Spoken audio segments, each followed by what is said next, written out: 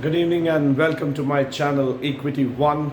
Today it has been a great day. Why? Because we have two good news that we need to look into. One is that the RBI stand on the monetary policy, where RBI has taken a very cold stand. It has not gone further in terms of hiking the interest rates because they have understood very clearly that right now the measures that were taken some time back was to control the inflation. As of right now, the inflation has come very much under control. That's what the RBI believes.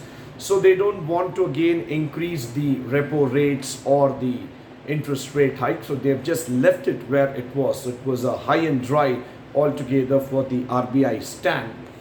Followed by which you would also see that the bank nifty also started responding positive in the morning and later it fell down.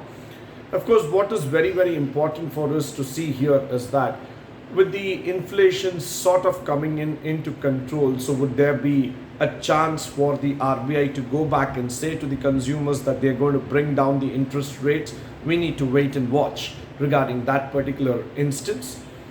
The another thing that we have been really watching very quickly and also closely is the innovation and intervention of AI, that is the artificial intelligence.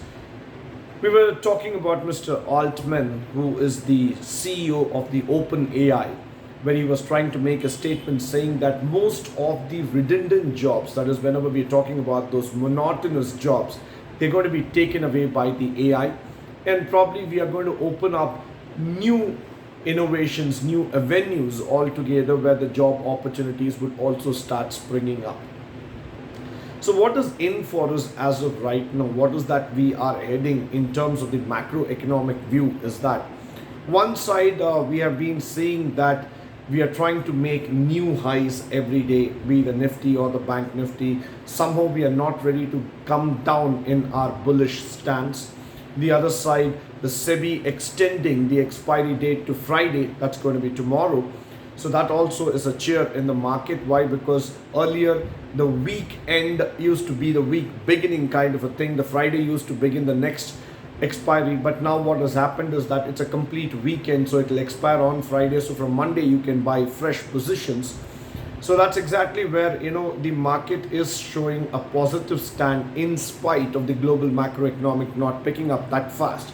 But nevertheless, the forecast that has come from the World Bank as well as from the IMF and other institutional agency pegging India around at 6 to 7.2% growth altogether. So somewhere between that 6 and 7% is what we are seeing in terms of our GDP growth. Now, the real thing that we need to start looking forward in terms of the equity, what we are currently at the position is that definitely there is going to be a lot of push in the IT sector. Why? Because the IT sector is going to come up with new kinds of job, new roles and designations, which means hiring will again become active in terms of the IT sector. Followed by which, what we also need to look in here is that the manufacturing companies would also take up this automation business very seriously. So there would also be some shifts that you are going to see in terms of the manufacturing sector. So these two sectors predominantly would start seeing some sort of changes in the coming year. So from the equity market, I would definitely say that have a very broad perspective when you're looking into the IT sector, because that is needed for us. Keep a close eye on that. You will see the IT sector getting onto the bullish signals in a very few days coming forward. The other thing which I would also like to mention about is that when you start looking into the banking sector, the Indian banks have been very cautious and they have played it extremely well during the macroeconomic instability that was found in the global level. Unfortunately, not like the US banks which failed to maintain the stand and trust.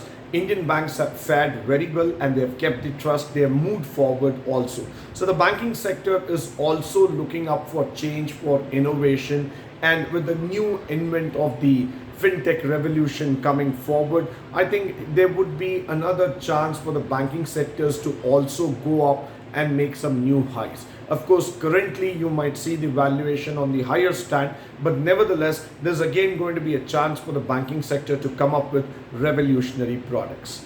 With that, I would like to come to the conclusion of today's session. I hope and believe that all these news would help you to invest smartly and start growing your equity portfolio. Thank you, ladies and gentlemen, for joining me today on this channel. Hope you have a great day and continue with your smart investing. Thank you, guys.